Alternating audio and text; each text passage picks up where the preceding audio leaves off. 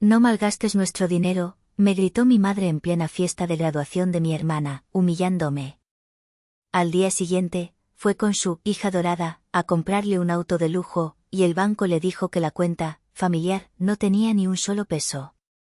Hola. Hola a todos. Mi nombre es Amapola. Y la historia que voy a contarles es complicada.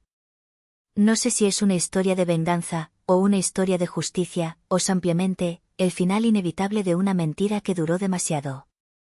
Durante una década, fui el cajero automático secreto de mi familia.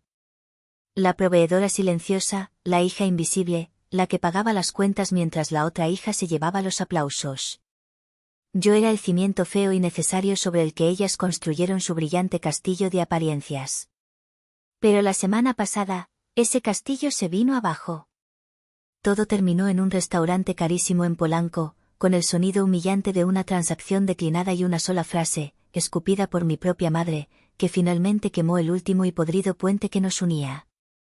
«Deja de malgastar nuestro dinero», me gritó.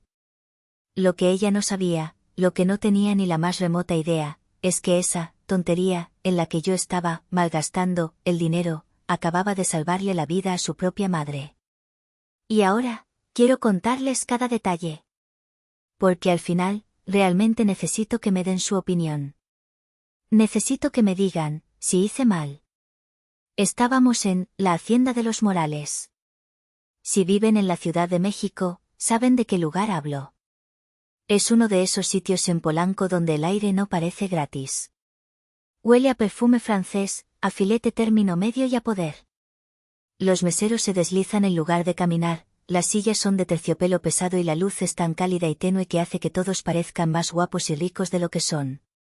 No era mi mundo. Era el mundo que mi madre, Genoveva, había pasado toda su vida tratando de conquistar. Y era el mundo al que mi hermana, Celeste, sentía que pertenecía por derecho de nacimiento. Celebrábamos la graduación de Celeste. Lo pongo entre comillas porque, a sus 23 años, después de 5 años y 2 cambios de carrera, finalmente había logrado terminar la licenciatura en Relaciones Públicas en la Anáhuac. Una carrera que, huelga decir, yo había pagado en su totalidad. Cada inscripción semestral, cada colegiatura inflada, cada viaje de estudios a Cancún que en realidad era un pretexto para irse de fiesta, y cada libro de texto que dudo honestamente que haya abierto más de una vez. Yo, Amapola, a mis 28 años, me sentía como un pulgar lastimado. Llegué tarde, directo de mi taller. Mi vestido era sencillo, de manta cruda con intrincados bordados tenangos en el pecho, un diseño de mi propia marca. Mi cabello oscuro estaba recogido en una trenza simple. Ni bien entré, la mirada de mi madre me barrió de arriba a abajo, y sus labios, pintados de un rojo carísimo, se fruncieron en esa mueca de decepción que yo conocía tan bien como mi propio nombre. Amapola, mija, siseó, asegurándose de que nadie la oyera. ¿No podías haberte arreglado un poco? Vienes oliendo a hierbas. Pareces venida de la sierra. ¡Qué oso!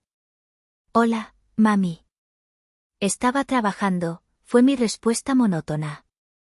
Celeste, en cambio, era el sol alrededor del cual giraban todos.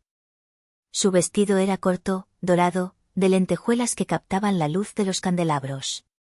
Sostenía su título enmarcado como si fuera un Oscar, posando para las selfies de mis tías, riendo con esa risa cantarina que siempre me pareció falsa. 30 invitados. La mayoría eran tías y primas que solo aparecían cuando la comida y la bebida eran gratis. Todos reían, todos aplaudían cada anécdota vacía que contaba Celeste sobre sus difíciles años universitarios. Yo era la anfitriona fantasma. La que le hacía señas discretas al mesero cuando veía el vaso de mi madre medio vacío. La que se aseguraba de que los centros de mesa estuvieran perfectos. La que sonreía y asentía, sintiéndome completamente invisible. La cena duró 3 horas. 3 horas de filetes, langostas y botellas de Moet y Chandon que no paraban de desfilar. Yo apenas probé bocado. Tenía un nudo en el estómago. Un nudo que llevaba ahí toda la mañana. Al final de la noche, cuando el último carajillo fue servido, el capitán de meseros, un hombre elegante y discreto, no se acercó a mi madre. Se acercó a mí. Señorita, dijo en voz baja. La cuenta, cuando usted disponga. Gracias, Alfredo. Ahora voy, respondí. Me levanté y caminé hacia la pequeña recepción de madera oscura cerca de la entrada. El capitán me entregó la carpeta de cuero. Respiré hondo y la abrí. 55.700 pesos mexicanos.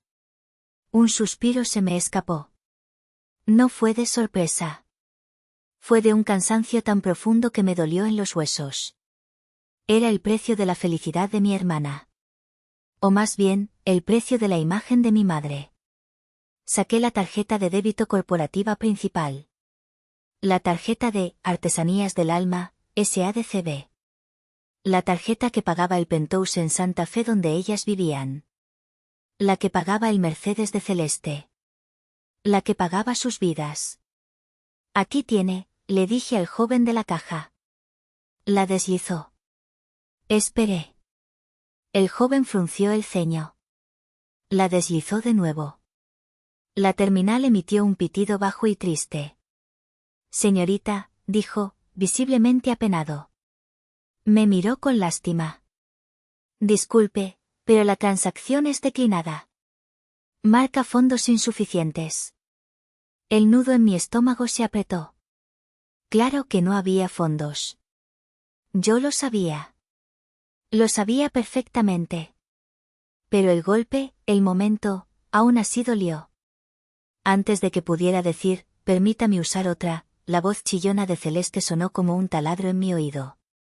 ¡Ay, no puede ser! ¡Qué oso contigo, amapola! ¿Neta? Se tambaleó ligeramente. El champán la había puesto odiosa. ¿Ni para esto te alcanza? ¡Qué vergüenza! ¿Ahora qué vamos a hacer? Las tías, que esperaban su auto en el ballet parking, voltearon al unísono. Sus ojos, brillantes de chisme, se clavaron en mí. Y entonces, como un toro de lidia, llegó mi madre. Genoveva no caminó, marchó. Su rostro, usualmente tan controlado por el botox, estaba desfigurado por la furia. No por mí. Por la vergüenza pública. Por él, ¿qué dirán? Me agarró del brazo. Sus uñas, pintadas de un rojo sangre, se clavaron en mi piel. Amapola, por el amor de Dios. Su voz no fue un grito. Fue un siseo venenoso, pero lo suficientemente alto para que todas la escucharan. Te lo he dicho 1000 veces. Deja de malgastar nuestro dinero en tus tonterías. El mundo se detuvo. El murmullo del restaurante desapareció. Lo único que podía escuchar era el zumbido de mi propia sangre. Nuestro dinero. Mis tonterías. La miré. La miré de verdad. A esta mujer que había financiado durante 10 años. A esta mujer que vivía en un lujo que yo había construido con mis manos, manos que ella siempre criticó por estar manchadas de tierra. Y en ese instante, el último hilo de esperanza que albergaba, la estúpida ilusión de que un día me vería, de que un día me daría las gracias, se pulverizó. No sentí dolor. No sentí rabia. Sentí, nada. Un vacío absoluto. La nada. No te preocupes, mamá, dije. Mi voz sonó ajena, muerta. Ya está. Me solté de su agarre. Abrí otro compartimento de mi cartera. Saqué mi tarjeta de crédito personal. Una American Express platino que ellas no sabían que existía. Mi fondo de emergencia. Cobre de esta, por favor. El joven la tomó, casi con alivio. La deslizó. La terminal cantó un alegre, aprobada. Firmé el voucher. No dejé propina extra. Vámonos, le dije a mi madre. El camino a casa fue silencioso. Ellas se fueron en el Mercedes de Celeste, cuchicheando entre ellas, seguramente sobre mi irresponsabilidad y mi tacañería. Yo me fui en mi Suru. Y mientras el viejo auto traqueteaba por las calles desiertas de Polanco, el museo de mi vida con ellas abrió sus puertas en mi mente, invitándome a un recorrido final. Mientras conducía, la lluvia fina comenzó a ensuciar el parabrisas. Encendí los limpiadores, y cada movimiento rítmico era como pasar la página de un álbum de recuerdos dolorosos. Mi museo personal del dolor. La primera sala, la principal, la llamé, el origen del odio, malinchismo. Mi madre, Genoveva, nació en un pueblo polvoriento en la Sierra de Hidalgo. Había pasado toda su vida adulta en la Ciudad de México tratando desesperadamente de borrar sus raíces. Odiaba su pasado humilde, odiaba su piel morena, y me odiaba a mí, porque yo era su vivo retrato. Yo era la prueba andante de la sangre indígena que ella tanto quería negar. Recuerdo verla, cuando yo era niña, después de una visita obligada a mi abuela Erlinda. Mi madre se tallaba las manos con limón y jabón zote, como si intentara quitarse el olor a leña y a campo. Dios mío, qué asco, murmuraba. Nunca vamos a salir de este hoyo si seguimos oliendo a pueblo. Celeste, en cambio, fue su boleto dorado. Nació 2 años después que yo, pero salió, guerita, de piel clara y cabello castaño. Fina, como decía mi madre. Como de telenovela. Celeste era el trofeo de Genoveva, la prueba viviente de que había mejorado la raza. Mientras a Celeste la metía a clases de ballet, de piano y de francés, a mí me dejaba en casa con mi abuela Erlinda, que vivía con nosotros en ese entonces. Tú quédate aquí con tu abuela, me decía. A ver si aprendes a hacer algo útil, como coser o cocinar. Y así, mientras Celeste aprendía a ser Fina, yo aprendía a ser yo. La segunda sala del museo era mi favorita y la más irónica, la fuente del dinero, mis trapitos. Mi abuela Erlinda, una mujer otomí sabia y silenciosa, me enseñó todo. Me enseñó a reconocer las hierbas del campo. Me enseñó a destilar aceites esenciales. Y me enseñó a bordar. Me enseñó los patrones antiguos, los tenangos, las historias que se contaban en cada puntada. Mi madre despreciaba esas actividades. ¿Qué haces perdiendo el tiempo con esos trapos, amapola? ¿Quieres acabar vendiendo chicles en un semáforo? Sé como tu hermana. Cuando mi abuela se fue, o más bien, cuando mi madre la corrió de vuelta a Hidalgo, yo seguí bordando. En secreto. Era mi única conexión con ella. Empecé vendiendo mis trapitos en un pequeño puesto en el Jardín Hidalgo, en Coyoacán. Blusas, cojines, jabones artesanales. Luego abrí una tienda en línea. Y entonces, ocurrió el milagro. Un comprador de una boutique de lujo en Berlín encontró mi página. Se volvió loco por la autenticidad y la historia detrás de los bordados. Hizo un pedido masivo. Luego fue un comprador de Tokio. Luego una galería en Nueva York. En 3 años, mis trapitos se convirtieron en Artesanías del Alma, SADCB, una empresa de exportación que facturaba millones de pesos al año. Yo, amapola, la naca, la prieta, la del puesto de mercado, me había vuelto rica.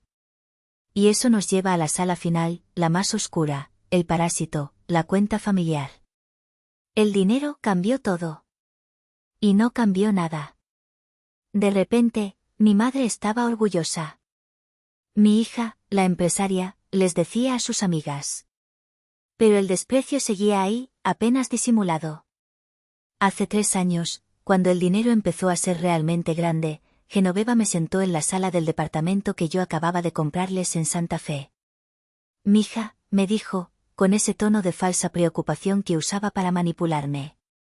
Tanto dinero, no es bueno para una muchacha sola como tú. Los hombres se te van a acercar por interés. Eres muy ingenua, amapola. Yo sé cuidarme, mamá, le dije.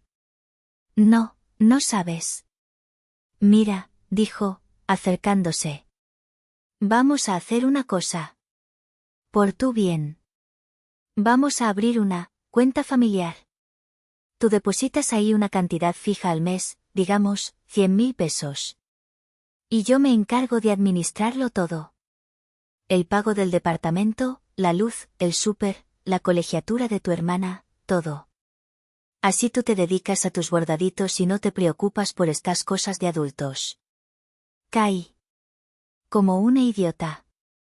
Desesperada por su aprobación, por sentirme parte de esa familia que siempre me había hecho sentir ajena, acepté. Los 100.000 pesos se convirtieron en 200.000. Luego en 300.000 al mes. La cuenta familiar se convirtió en la caja chica personal de Celeste. Recuerdo una vez, hace un año.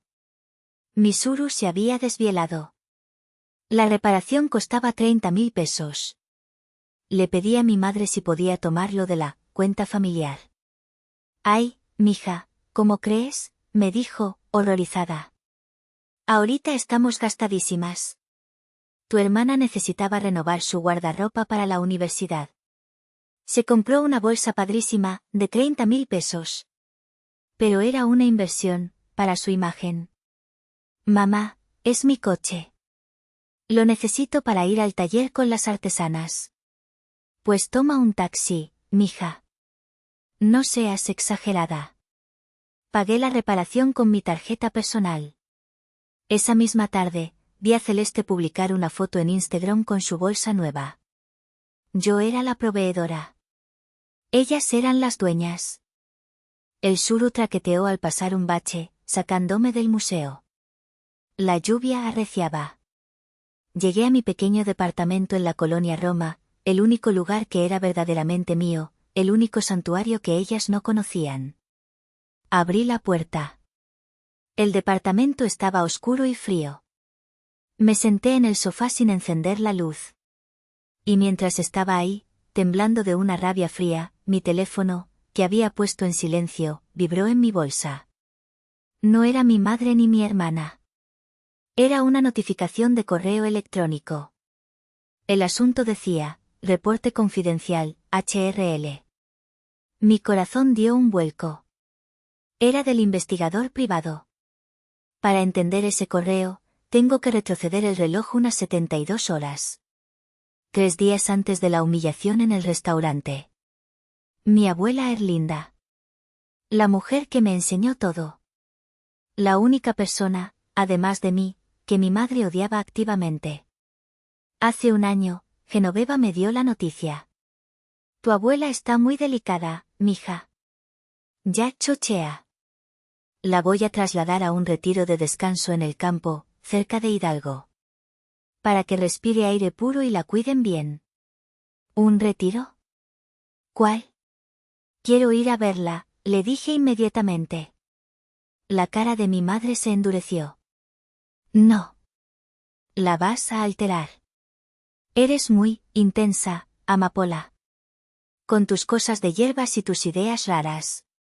Ella necesita doctores de verdad, no remedios de pueblo. Tú solo, manda dinero. Yo me encargo. Y yo, como una cobarde monumental, obedecí. Le tenía tanto miedo a la confrontación con mi madre, estaba tan adoctrinada a evitar sus ataques de ira, que acepté. Manda dinero. Y eso hice. Cada mes, una suma considerable, 50.000 pesos, transferidos directamente a la cuenta personal de Genoveva, etiquetados como, cuidados abuela. Pero algo no estaba bien. Mi abuela nunca me llamaba. Cuando yo llamaba al celular de mi madre para preguntar por ella, la respuesta siempre era la misma. Está dormida. Está en terapia física. Está confundida hoy, no te va a reconocer. Mi instinto me gritaba que algo andaba mal, pero mi cobardía era más fuerte. Hasta hace 3 días. Estaba en mi taller, revisando unas muestras de hilo, cuando sonó mi celular. Un número desconocido, Colada de Hidalgo. Contesté. Bueno. ¿Mija? ¿Amapola? ¿Eres tú, mi estrellita? La voz era áspera, rota. No la reconocí al principio. ¿Quién habla? Soy yo, mija, tu tío Porfirio. Mi tío Porfirio. El hermano menor de mi abuela Erlinda. Un hombre de campo, honesto y directo, al que no había visto en una década, desde que mi madre cortó lazos con esa gente. Tío. ¡Qué milagro! ¿Cómo estás? ¿Cómo está mi abuela? Hubo un silencio al otro lado. Un silencio tan pesado que pude oír su respiración entrecortada. Mija, dijo, y su voz se quebró. Amapola, tienes que venir. Tienes que venir ya. Acabo de encontrar a mi hermana. Mi sangre se convirtió en hielo. ¿Encontrarla, tío? ¿Cómo que encontrarla? Ella está en la residencia, el Edén, mi mamá. Mi tío soltó una carcajada que fue mitad llanto, mitad rabia. ¿El Edén? ¿Qué Edén ni que mis polainas? Mija, tu madre es un monstruo. Es un diablo. ¿De qué hablas, tío?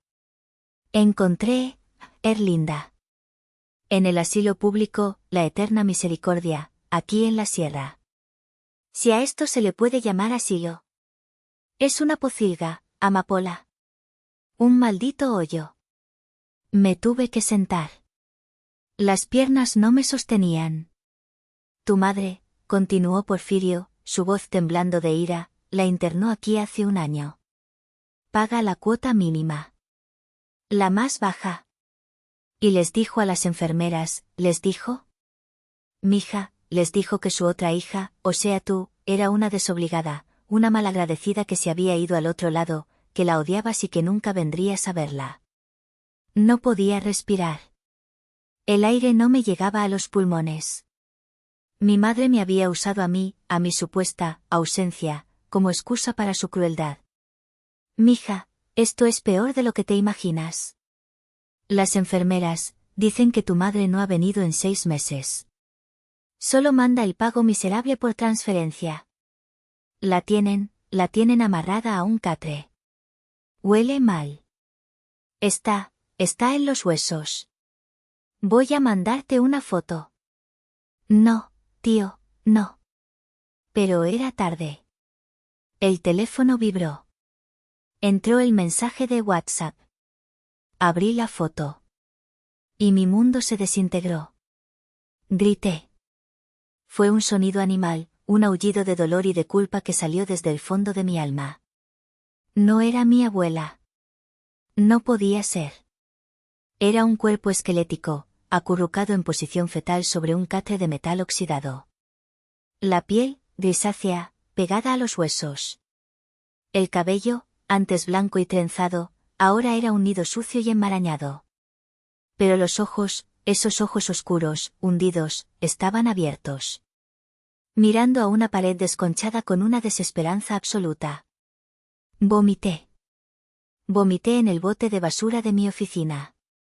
Esa misma tarde, contraté al mejor investigador privado de la Ciudad de México.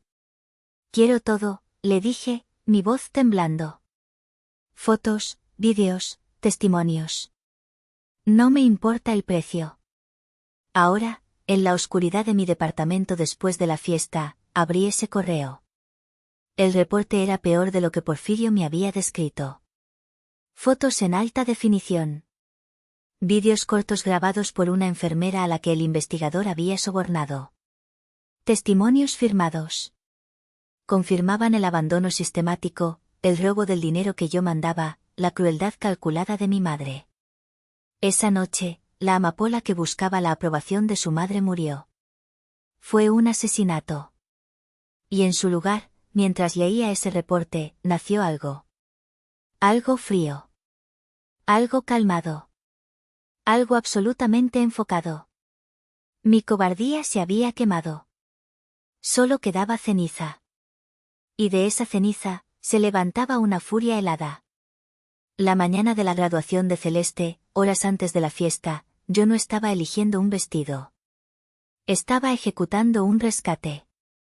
Después de ver el reporte del investigador la noche anterior, pasé horas vomitando de rabia y de una culpa que me carcomía. ¿Cómo pude ser tan ciega? ¿Cómo pude ser tan cobarde? ¿Cómo pude dejar que mi miedo a la ira de mi madre me impidiera proteger a la única persona que me había amado incondicionalmente? La culpa era un veneno, y la única cura era la acción. A las 7 de la mañana, estaba al teléfono. No con la policía, todavía no.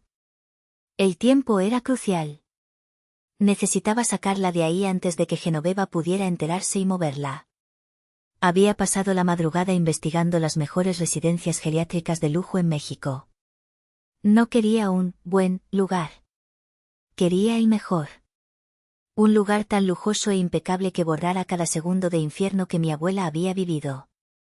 La número 1 era la Casa de Sol, en Bosque Real, en las afueras de la ciudad. Parecía un hotel de 5 estrellas. Tenía médicos geriatras 24/7, suites privadas, jardines terapéuticos, alberca climatizada. Llamé. Buenos días, la Casa de Sol, habla la directora de admisiones, la licenciada Trueba. Licenciada Trueba, buenos días. Mi nombre es Amapola. Tengo una emergencia médica, un rescate. Mi voz sonaba firme. La furia me daba una claridad que nunca había tenido. Le expliqué la situación en menos de 2 minutos. Él la abandonó. El asilo público en Hidalgo. El estado crítico de mi abuela. La licenciada Trueba fue increíble. Señorita Amapola, entiendo perfectamente. La situación es delicada legalmente. El asilo público no querrá entregarle a la paciente sin una orden, o sin la autorización de la persona que la internó, su madre. No tengo tiempo para eso, la interrumpí. El dinero no es ningún problema. Necesito sacarla de ahí hoy. Hubo una pausa. Entendido. Hay una forma. Si transferimos a la paciente en estado crítico, bajo la figura de traslado de emergencia de soporte vital, podemos acelerar el proceso. Requeriremos una ambulancia aérea. Un helicóptero. Un helicóptero. Sonaba a película. Hágalo. Señorita, el costo es considerable. El traslado, más el equipo médico de soporte vital, y dado que es un ingreso de emergencia sin historial médico, requerimos un depósito no reembolsable por 2 años de cuidados paliativos integrales. Para asegurar su lugar. ¿Cuánto?, pregunté, abriendo el portal de mi banca empresarial en la laptop. El total es de 1.800.000 pesos. 1,800,000 MXN. Casi $100.000. ¿A qué cuenta hago la transferencia?, fue mi única respuesta. Me dio los datos. Entré a la cuenta maestra de Artesanías del Alma. Vi el saldo de la cuenta de débito principal. Era más que suficiente. Moví el dinero. Mi mano no tembló. Transferencia realizada. Debería verla reflejada en 1 minuto. Hubo un tecleo al otro lado. Dios mío. Sí. Aquí está. Recibido. Señorita Amapola, el equipo de extracción médica despega de Atizapán en 40 minutos. Su abuela estará con nosotros antes del atardecer. Gracias, colgué. Me quedé mirando la pantalla. La cuenta principal de la empresa estaba casi vacía. Horas después, fui a la fiesta de graduación. Fui en piloto automático. Mi cuerpo estaba en Polanco, pero mi mente y mi alma estaban en un helicóptero, volando sobre la sierra de Hidalgo. Cuando el mesero me dijo, horas después, que la tarjeta había sido declinada, no me sorprendí en lo más mínimo. Por supuesto que fue declinada. Acababa de usar casi todo el fondo de operaciones para pagar el rescate. La ironía era tan espesa, tan cósmica, que casi me hizo reír. Mi madre me gritó por malgastar el dinero. Y esa tontería en la que estaba malgastando el dinero, era la vida de su propia madre. Pagué con mi tarjeta personal. La que ellas no conocían. Y mientras firmaba el voucher, supe que el juego había cambiado. Ellas no lo sabían. Pero yo sí. Esa noche, después de la fiesta, no dormí. La rabia fría era un combustible que me mantenía despierta, alerta y con una claridad aterradora. Me senté en el pequeño estudio de mi departamento en la Roma. Encendí mi laptop. Eran las 3 de la madrugada. La hora de las brujas, la hora de los demonios. Y la hora de las decisiones irrevocables. Me serví un vaso de agua. Mis manos estaban perfectamente firmes. La amapola que temblaba ante los gritos de su madre ya no existía. Acababa de ser asesinada en ese restaurante. Tomé mi teléfono y marqué la línea de banca privada. Mi empresa, por el volumen de exportaciones que manejaba, era cliente premium. Tenían una línea de emergencia 24/7, atendida por banqueros senior, no por un call center. Sonó 2 veces. Banca privada, buenas noches, le atiende Braulio, ¿en qué puedo servirle? Su voz era profesional, despierta. Braulio, buenos días. Habla Amapola. Soy la administradora única de la cuenta corporativa, Artesanías del Alma. RFC, AL. No es necesario, señorita Amapola, me interrumpió amablemente. La reconozco por su voz. ¿En qué puedo ayudarla? Veo que hubo una transferencia muy fuerte esta mañana. ¿Todo en orden? Todo en perfecto orden, Braulio. De hecho, llamo para consolidar esa decisión. Necesito ejecutar acciones de seguridad de nivel 1, de carácter urgente e inmediato. Hubo un silencio.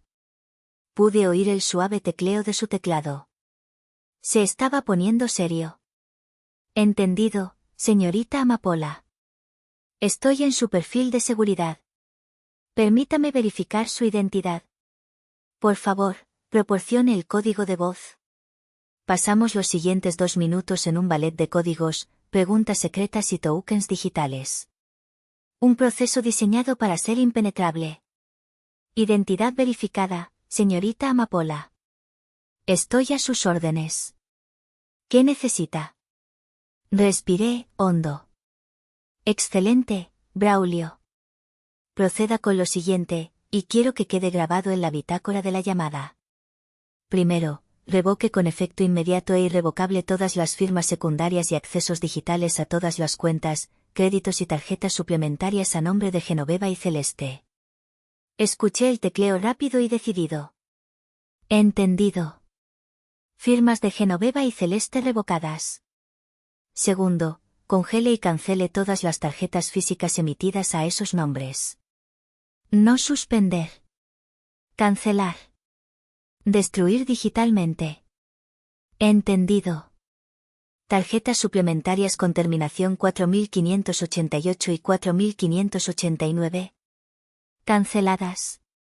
Tercero, dije, sintiendo como un peso se quitaba de mis hombros. Transfiera el 95% de todos los activos líquidos, de todas las cuentas maestras, incluyendo fondos de inversión a corto plazo, a la nueva cuenta de fideicomiso que abrimos la semana pasada, el fideicomiso Erlinda.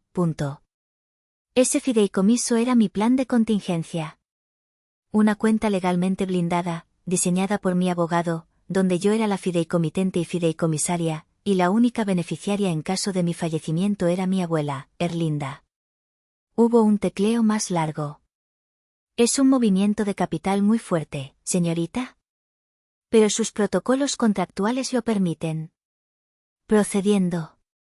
Listo. La transferencia se ha ejecutado. Los fondos están asegurados en el fideicomiso. Cerré los ojos. El primer grillete, el financiero, se había roto. Perfecto, Braulio, dije. Mi voz sonaba tranquila.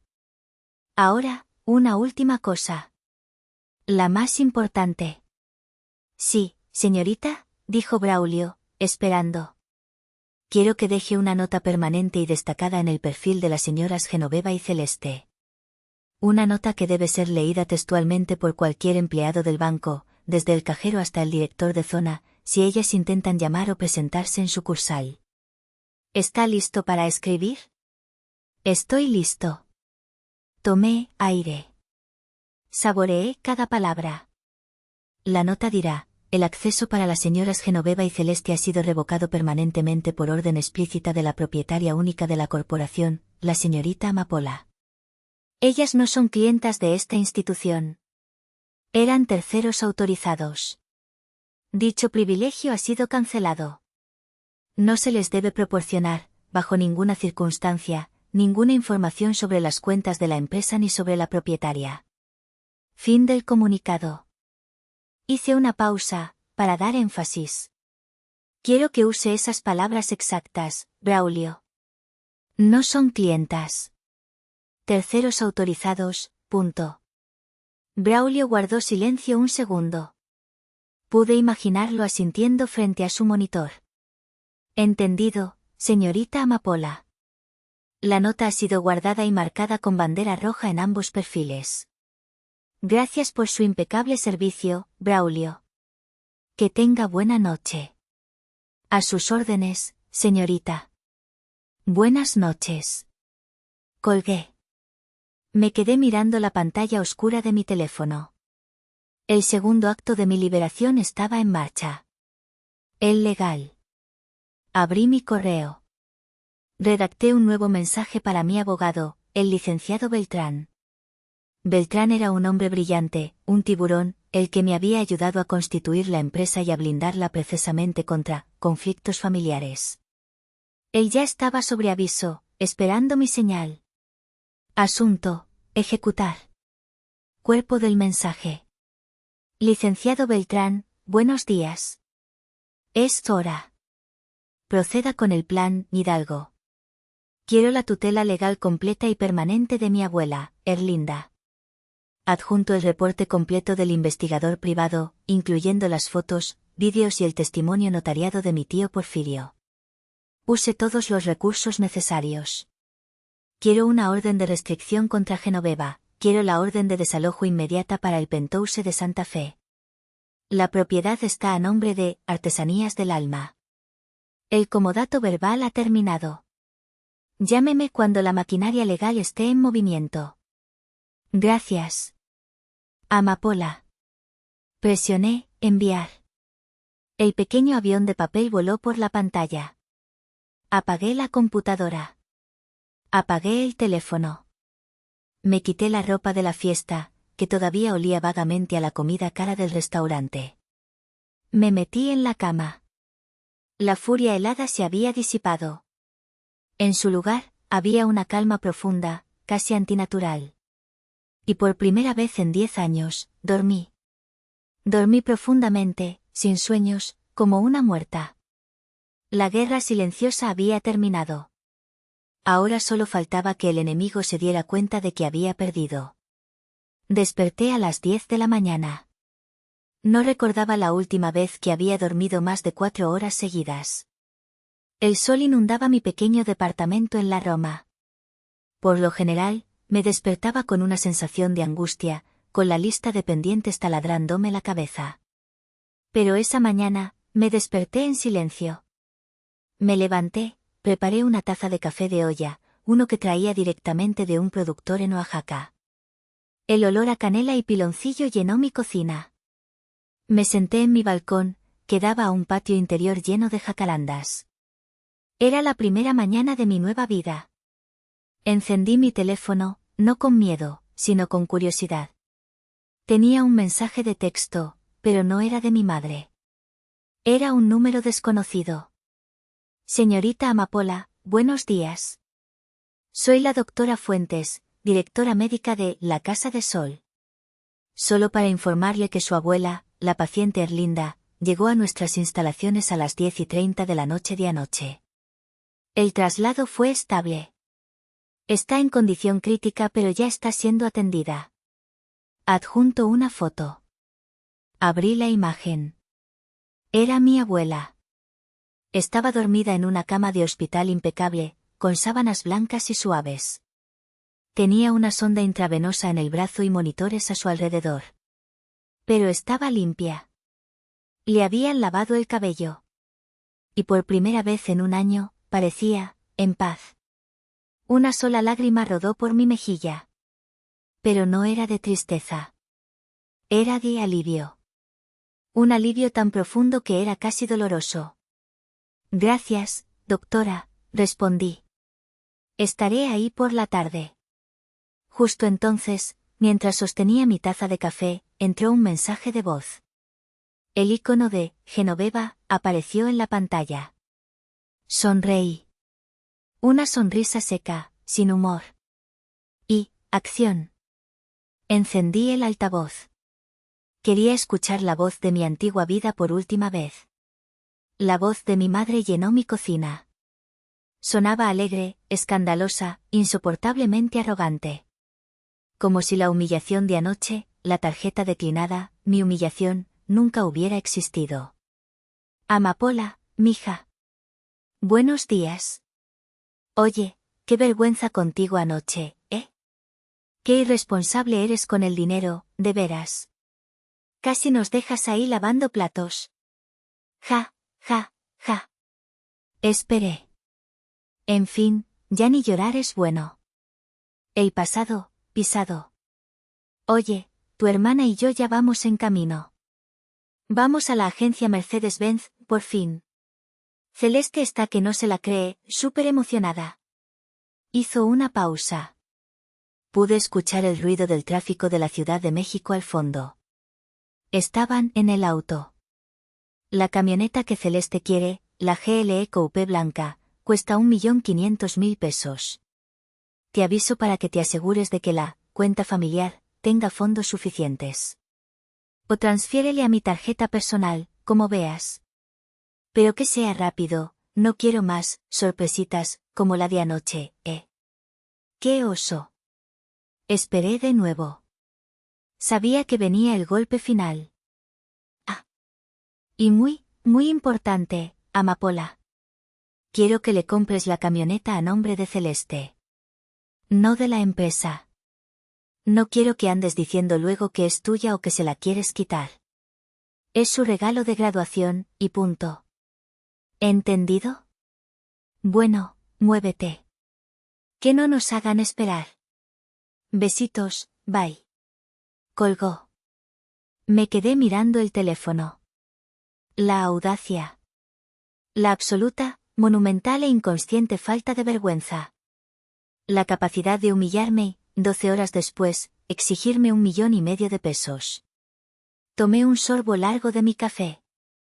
Estaba perfectamente dulce. Claro, mamá, susurré al teléfono silencioso. Borré el mensaje de voz. No iba a necesitarlo.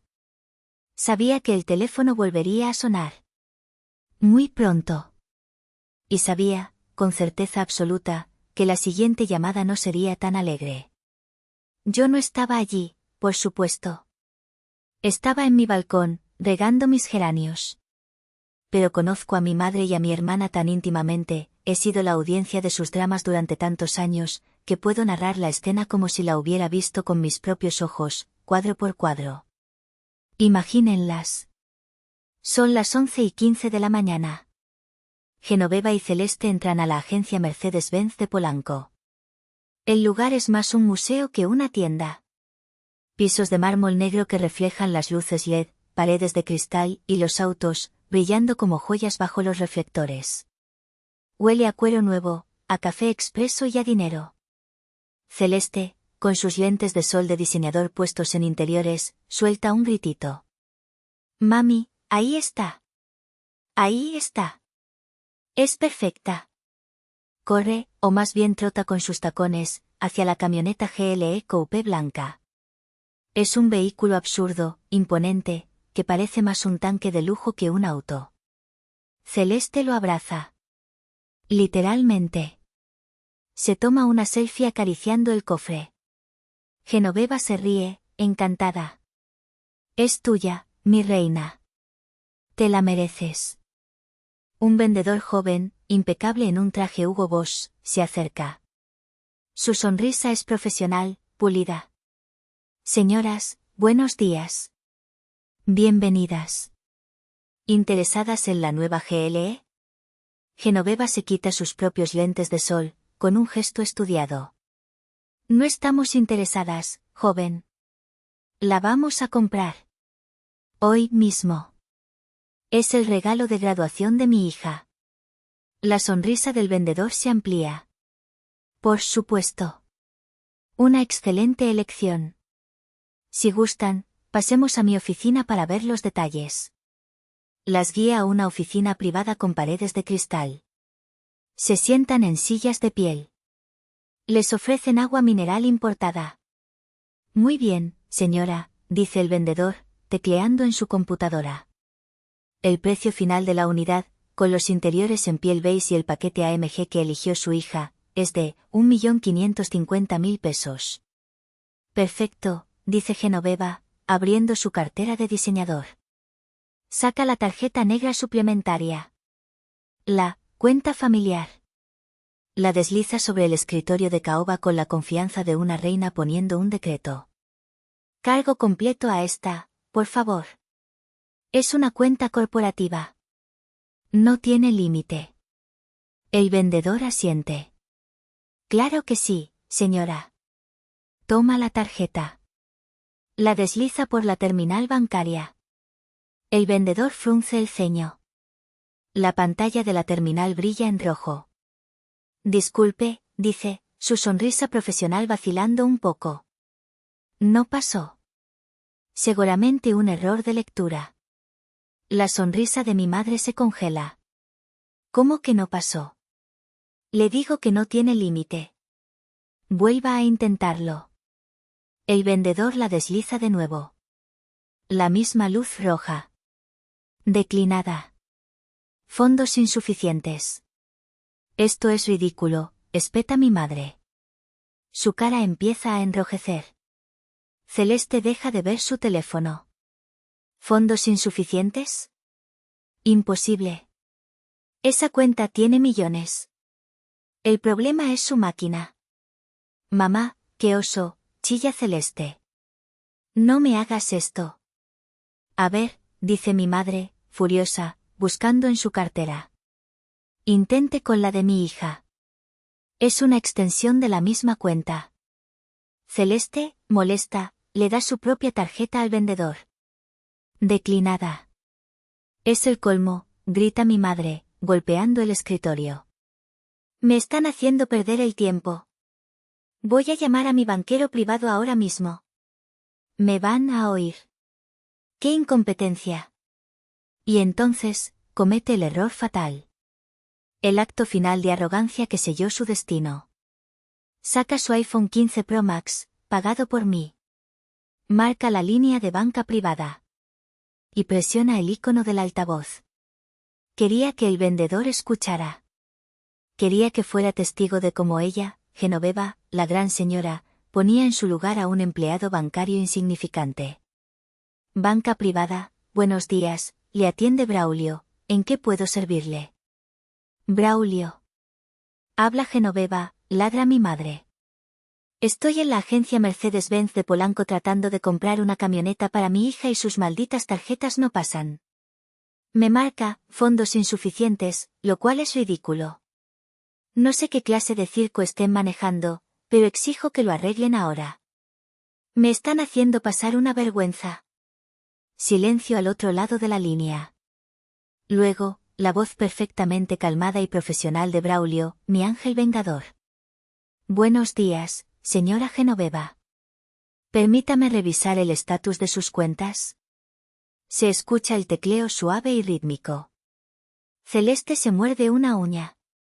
El vendedor mira al suelo, fingiendo revisar unos papeles. Ah, sí. Señora, dice Braulio. Localizo su perfil. Veo que intentó usar la tarjeta suplementaria con terminación 4588, asociada a la cuenta maestra de Artesanías del Alma, SADCB. Obviamente, dice mi madre. Esa es mi cuenta. Soy la dueña. Arréglalo. Señora, la voz de Braulio se vuelve fría, precisa, como un bisturí. Lamento informarle que su acceso como firma autorizada a dicha cuenta fue revocado esta mañana, a las 3:15 de la madrugada. El silencio en esa oficina de cristal debió ser tan absoluto que se podía oír el polvo caer. Vi la cara de mi madre en mi mente, pálida como el nácar, los ojos desorbitados, la boca abierta. ¿Qué? Logró balbucear. ¿Qué dijiste? Eso es imposible. Soy su madre. Es mi dinero. Esa empresa es familiar. Y entonces, Braulio, bendito sea, soltó la bomba. Dictó la nota de muerte que yo había escrito. Señora, con todo respeto, la empresa es una sociedad anónima con una administradora única, la señorita Amapola. Según nuestros registros, y estoy leyendo una nota oficial en su perfil, usted no es clienta de esta institución. Usted era un tercero autorizado. Y dicho acceso, dicho privilegio, ha sido revocado permanentemente. No podemos, bajo ninguna circunstancia, proporcionarle ninguna información adicional sobre las cuentas de la empresa. Braulio hizo una pausa, y luego asestó el golpe final. Fin del comunicado. ¿Hay algo más en lo que pueda ayudarla? Genoveva no contestó. Estaba paralizada. El teléfono se le resbaló de la mano y cayó sobre el escritorio de Caoba con un golpe sordo. El grito de Celeste fue lo que rompió el silencio. No fue un llanto. Fue un alarido de furia infantil. Me mentiste, mamá. Me mentiste. Esa maldita gata naca de Amapola nos robó. Me arruinó mi regalo. La odio, la odio. El vendedor, pálido como un fantasma, se aclaró la garganta. Señoras, con todo respeto, creo que será mejor que se retiren. Eran las 11:35 de la mañana cuando mi teléfono, que había estado en silencio sobre la mesa de mi balcón, empezó a vibrar. Y no paró. Era una locura. Una supernova de notificaciones. Llamadas perdidas, mensajes de texto, mensajes de voz. Todos de Genoveva, bloqueado, y Celeste, bloqueado. Apagué las llamadas, pero, por una curiosidad casi clínica, abrí los mensajes de texto. Era un estudio fascinante del ciclo del abuso narcisista en tiempo real. Genoveva, 11:36 de la mañana, eres una maldita traidora. ¿Qué mierda hiciste? Devuélveme el acceso a mi dinero ahora mismo o te juro por Dios que voy a tu taller y rompo cada cosa. Celeste, 11:37 de la mañana, ratera. Ratera. Ratera. Perra. Siempre estuviste celosa de mí porque soy bonita y tú eres una gorda fea. Me arruinaste la vida. Te odio. Genoveva, 11:45 de la mañana, ¿por qué nos haces esto, Amapola? ¿Por qué tanto odio? Después de todo lo que hemos hecho por ti. ¿Así nos pagas? Estoy llorando en medio de la calle. Tu hermana está inconsolable. Celeste, 11:46 de la mañana, ya verás. Le voy a decir a toda la familia lo que eres. Eres un monstruo. Te vas a quedar sola, amargada y pudriéndote en tus trapos. Genoveva, 12:15 del mediodía, mija, por favor. Amapolita. Contesta el teléfono. Seguramente fue un error del banco, ¿verdad? Estás enojada por lo de anoche, lo entiendo. Fui dura. Perdóname, mi amor. Pero esto es demasiado. Llámame. Lo podemos arreglar. Somos familia. Te quiero, mija. Llámame. Leí cada palabra. No sentí nada. Era como leer el guión de una película muy mala que ya había visto 1000 veces. Con una calma absoluta, seleccioné Genoveva. Bloquear número. Seleccioné Celeste. Bloquear número. El silencio que siguió fue la paz más profunda que había conocido en mi vida. 2 días después, mi teléfono sonó. Era el licenciado Beltrán. Amapola, buenos días. Habla Beltrán. Licenciado, qué gusto. ¿Cómo va todo? Viento en popa, dijo, su voz profesional y eficiente. La orden de tutela provisional para su abuela, la señora Erlinda, ha sido concedida por un juez de lo familiar, basándonos en la abrumadora evidencia de abandono y negligencia. La orden de restricción contra Genoveva también está activa. Respiré, aliviada. Gracias a Dios. ¿Y lo segundo? La notificación de desalojo para el Penthouse de Santa Fe fue entregada personalmente por mi equipo hace una hora. La señora Genoveva la recibió. No se lo tomó muy bien, al parecer. Me imagino. Tienen 30 días naturales para desocupar la propiedad de la empresa. Legalmente, no pueden hacer nada. El contrato de comodato verbal terminó en el momento en que le entregamos la notificación. La mantendré informado. Gracias, licenciado, dije. Proceda con todo. Ese fin de semana, conduje a La Casa de Sol. El lugar era irreal. Parecía un resort de lujo en Valle de Bravo, no un asilo. Había jardines impecables, fuentes de cantera, y enfermeras con uniformes blancos y sonrisas amables. El aire olía a pino, a lavanda y a paz. La doctora Fuentes me recibió en el lobby. Señorita Amapola, qué gusto. Su abuela está respondiendo maravillosamente. Ha sido un cambio radical en 48 horas. Está en la suite del jardín. ¿Cómo está ella?, pregunté, mi voz temblando por primera vez. Físicamente, está en un estado de desnutrición severa y deshidratación. Pero es fuerte. Su espíritu es fuerte. Está confundida, pero creo que verla le hará mucho bien. Me guió por un pasillo soleado. Abrió una puerta. Y allí estaba ella. La habitación era enorme, con una pared de cristal que daba a un jardín privado lleno de bugambilias. Mi abuela Erlinda estaba en una cama de hospital de alta tecnología, pero estaba sentada, apoyada en almohadas suaves. Y estaba limpia. Le habían lavado el cabello. Su hermoso cabello blanco, aunque escaso, estaba trenzado, tal como ella me había enseñado a trenzar el mío. Llevaba una bata de algodón suave, color cielo. Una enfermera joven y sonriente estaba a su lado, dándole de comer una gelatina de fresa.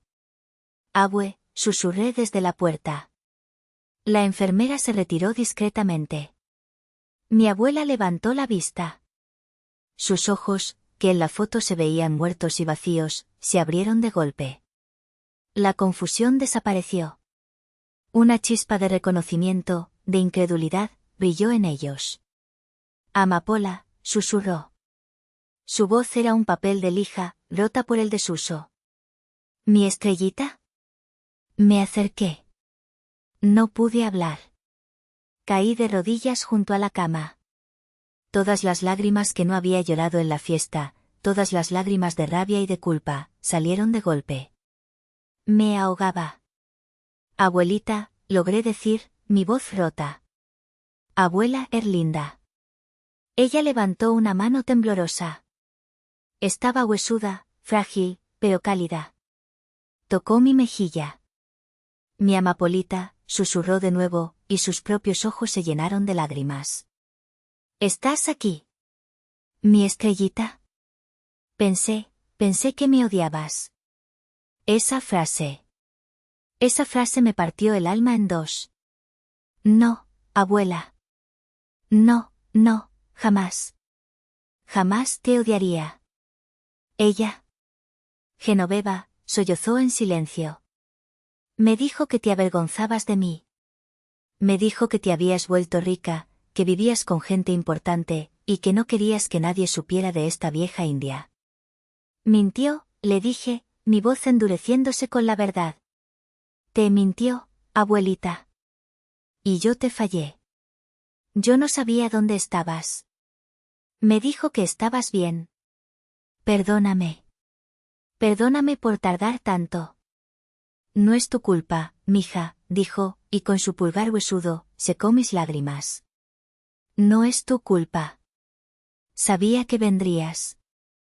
Eres mi sangre. Tienes mis manos. Me quedé con ella toda la tarde, sosteniendo su mano. Vi cómo los médicos la revisaban, cómo le ajustaban los medicamentos. Vi cómo comía una sopa de fideos caliente con un apetito que no había tenido en un año. El dinero no me había hecho feliz. Pero en ese momento, viendo a mi abuela segura, limpia y comiendo, supe exactamente para qué servía el dinero. Servía para esto. Para deshacer el mal que otros hacen. Han pasado 6 meses desde ese día. Mi vida es tranquila. Me mudé. Dejé el departamento de la Roma y compré una casa pequeña con jardín en Coyoacán. Mi abuela Erlinda, aunque su cuerpo nunca se recuperará del todo del daño de ese año, está irreconocible. Ha recuperado peso, su cabello ha crecido y, aunque pasa la mayor parte del tiempo en silla de ruedas, su mente está lúcida. Vive en la Casa de Sol, como una reina, y la visito cada 2 días. Genoveva y Celeste, bueno. La vida sin mi dinero no ha sido amable con ellas. Me enteré por mis tías que fueron desalojadas del penthouse de Santa Fe. Al parecer, tuvieron que vender el Mercedes de Celeste y todos sus bolsos de diseñador. Viven en un pequeño departamento rentado en la colonia Doctores. Un lugar ruidoso, sin lujos, sin elevador. Celeste, por primera vez en su vida, tuvo que buscar un trabajo. Según el chisme, es recepcionista en un consultorio dental. Mi madre, Genoveva, ha intentado contactarme a través de media docena de abogados. Alegan abuso de confianza, despojo, fraude e incluso secuestro de mi abuela. Mi licenciado Beltrán ampliamente se ríe. Cada vez que llega una nueva demanda, él responde con 2 documentos, los estados de cuenta de la cuenta familiar, que muestran los millones gastados en lujos por ellas, y el reporte fotográfico del asilo, la eterna misericordia. Las demandas, invariablemente, se desvanecen. Hace un mes, lancé una nueva línea en Artesanías del Alma. Se llama la colección Erlinda. Son diseños de bordados basados en los patrones originales que mi abuela dibujó para mí en una libreta vieja cuando yo era niña. Son los diseños más complejos y hermosos que tenemos. El 70% de todas las ganancias de esa colección se dona directamente a fundaciones que rescatan a adultos mayores en situación de abandono en México. Es nuestra línea más vendida. Se está agotando en Europa. Mi antigua familia les dice a todos que soy un monstruo frío y calculador. Que me aproveché de ellas, que me robé el dinero familiar y que secuestré a mi abuela para quedarme con su herencia. Dicen que destruí a mi familia por un capricho, por dinero. Pero la verdad es esta, usé el dinero que gané, gracias a las enseñanzas de mi abuela, para salvarle la vida a esa misma mujer. Mi madre me gritó frente a 30 personas por malgastar el dinero. Y ese dinero que malgasté fue el pago del helicóptero que sacó a su propia madre del infierno en el que ella misma la metió. Así que, ahora, después de contarles toda la verdad, les pregunto a ustedes. ¿Hice mal? Déjenme su opinión en los comentarios. Y si creen en el poder de reclamar tu propia historia, y en la justicia, por dolorosa que sea, suscríbanse al canal para más relatos como este. Gracias por escucharme.